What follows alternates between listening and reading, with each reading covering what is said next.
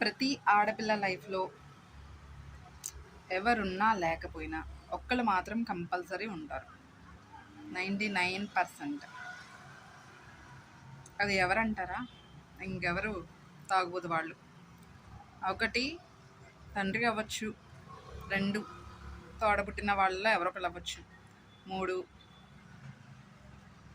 Husband. Love marriage చేసుకున్నా, arranged marriage చేసుకున్నా, మనం చూసి వెతికి చేసుకున్నా సరే కూడా మన కర్మ, ఆడపిల్లల కర్మ హస్బెండ్ అవ్వచ్చు. 4